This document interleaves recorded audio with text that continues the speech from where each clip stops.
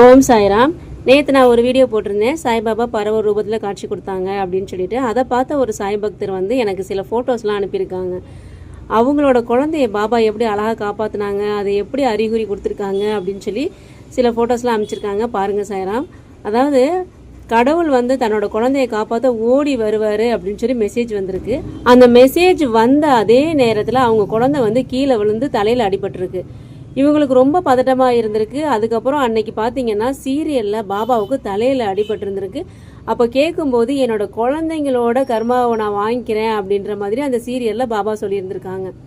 இதை பார்த்த இவங்களுக்கு வந்து அப்படி ஒரு அழுகையா, அப்படி ஒரு சந்தோஷம் கலந்த அழுகை. என்னன்னா, தன்னோட குழந்தைக்கு வந்து மிகப்பெரிய ஆபத்தை வந்து பாபா எடுத்துக்கிட்டாரு.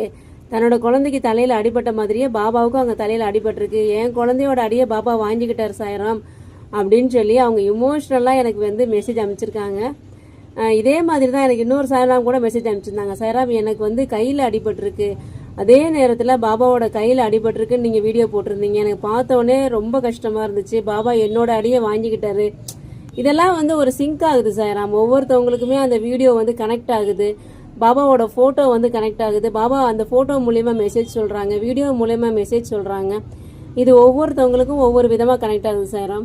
இந்த மாதிரி உங்களுக்கும் பாபா ஏதாவது மெசேஜ் சொல்லியிருக்காங்களா? அதை நீங்கள் கமெண்ட் பண்ணுங்கள் சாய்ராம்.